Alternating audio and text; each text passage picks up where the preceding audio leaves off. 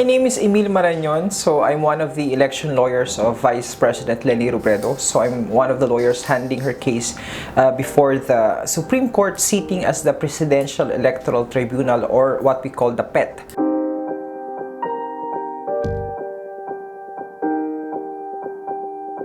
Technically, it was not a ruling but rather a no ruling situation, because we were expecting na may desisyon na yung Korte Suprema as regards sa case ni Vice President Leni Robredo.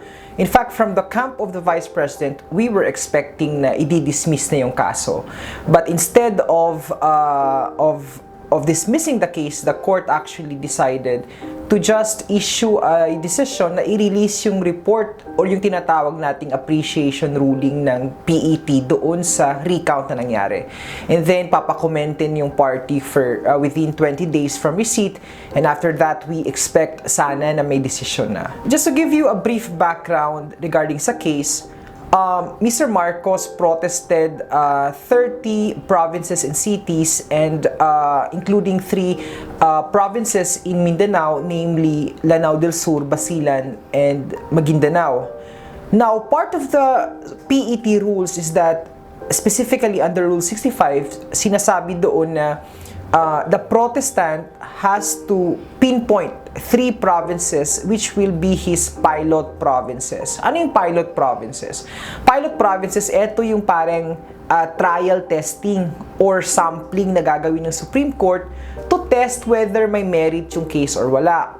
So, ang sabi dito ng Korte Suprema, Mr. Marcos, you pinpoint 3 provinces which you think best exemplify your allegation of fraud or irregularity. Ibig sabihin, saan ka pinakanadaya sa palagay mo? Tas ang rule doon sa Rule 65 is, after na ma-recount yung pilot provinces, pag walang nakita, ang consequence nito would be dismissal. Bakit dismissal? Because sabi nga natin, these are already the best protested provinces mo. E de, ang presumption, kung walang nakita dito, with more reason na walang makikita doon sa remaining protested provinces mo. So, what we're calling here right now is that for the Supreme Court to dismiss the case of Mr. Marcos precisely because walang nakita doon sa recount ng kanyang pilot provinces, namely Iloilo, Camarines Sur, and Negros Oriental. So what we're trying to ask the Presidential Electoral Tribunal now is for them to honor and apply Rule 65. Because in Rule 65, it is very clear that when the protestant fails to show substantial recovery, then the only consequence of that would be the dismissal of the case. In other words, hindi na po bubuksan yung remaining protested provinces at dito na po magtatapos yung protesta ni Mr. Marcos. To give, again, the public a background, after kasi na walang makita yung mga Marcoses sa kanyang protesta, I think around December 2018, nung patapos na yung recount doon sa 3 pilot provinces niya, ang ginawa ni Mr. Marcos is nagsabi siya, ay wait lang, papa-technical examination namin yung 3 probinsya sa Mindanao. Again, this came after na very clear na walang makikita na doon sa 3 probinsya na, kasi almost alam na namin yung resulta eh. So what he is trying to do right now actually is that dahil walang nakita doon sa 3, hihingi siya ng panibagong 3. But for us, this is wrong. Bakit wrong? Because supposedly, under the PET rules, his case should rise and fall doon sa 3 pilot provinces niya. In other words, pag walang makita dito, he has no right to ask for more provinces. Under the rules, his case should be dismissed, period. So, yun yung dapat yung ina-expect natin. Now, ang ina-allege niya kasi is merong dayaan daw doon sa 3 probinsya sa Mindanao. But we have to take note that there are at least 2 decisions of the Supreme Court which actually, where the PET said na wag muna tayong mag-technical examination, antayin mong ma-hurdle mo yung Rule 65. The first time that Mr. Marcos actually asked for technical examination was way back in 2017. Ang sabi doon ni Mr. Marcos, pa-technical examination natin yung 3 probinsya. Ang sabi ng Supreme Court, hindi pwede. Bakit? Kasi lalabas na 6 na yung pilot mo. Under the rules, only 3. Diba? So sabi ng Supreme Court, doing a technical examination at this point would be premature. Sabi ng Supreme Court, hurdle Rule 65 first. Then we talk about the annulment. Tapos, inulit-uli ito ni Mr. Marcos noong December 2018. This time, sabi ni Mr. Marcos, pa-technical examination natin uli yung tatlong probinsya sa Mindanao. Sabi ng Supreme Court, again, hurdle Rule 65.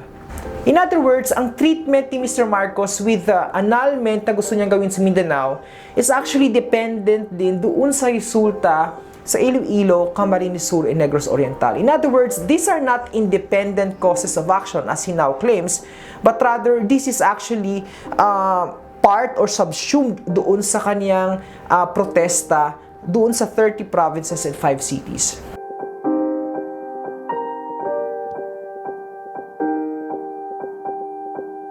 In fact, we are equally baffled eh. In fact, medyo nagtataka din kami, bakit ang tagal? Bakit ang hirap desisyonan? Kasi for us, very simple yung issue eh. 'Di ba? Meron tayong Rule 65. Anong sabi sa Rule 65? Pag walang nakita, dismiss dapat yung kaso. 'Di ba?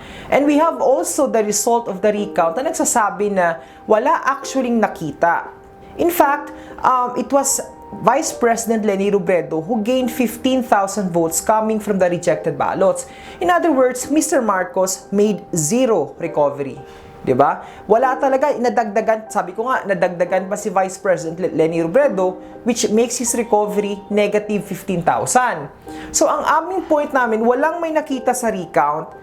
And if we apply Rule 65, dapat i-dismiss yung kaso. So bakit hindi pa i-dismiss? This should have been very easy to decide on. Yet nagtataka kami bakit wala pang desisyon. Now, ang aming pinangahawakan na ngayon is siguro baka siniseryoso ng Korte Suprema yung pagdesisyon dito sa kasong to. Because we all know how important is this case. Because unang-una, it involves the Vice President of the Republic. And second is, it involves the legitimacy of the 2016 elections. If the Supreme Court will say na merong dayaan or fraudulent yung 2016 elections, hindi lang actually siya yung affected. This even goes beyond the vice presidential position, but it will even affect the President of the Republic of the Philippines because he was elected using the same machines, using the same ballots, using the same transmission lines, and under the same automated election system. This will also affect 12 of our sitting senators right now. So if they're saying that there's something wrong with the 2016 elections, then it will also cast doubt on the legitimacy of the president and of the 12 sitting senators now. So hindi lang to sa vice president. So for us, this is precisely the reason why the Supreme Court medyo matagal siya sa pag-decide nito because very crucial yung issue na involved dito.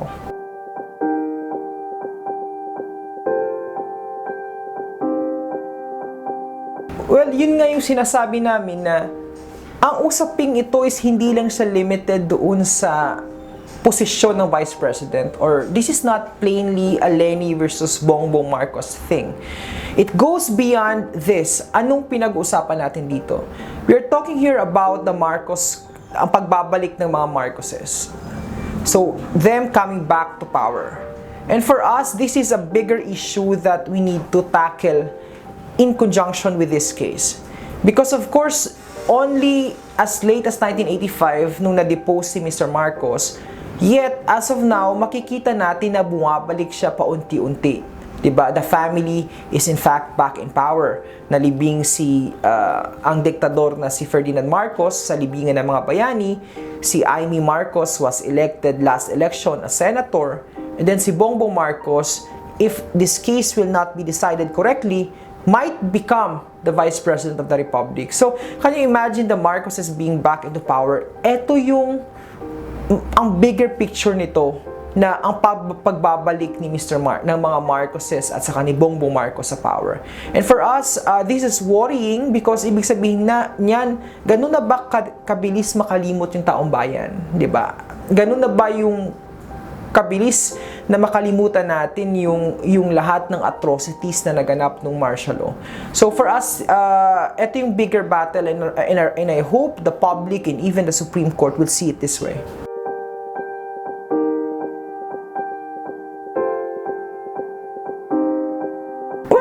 to understand na hindi na namin hawak, it's beyond our control kung sino yung lalabas or papasok na justice sa Supreme Court.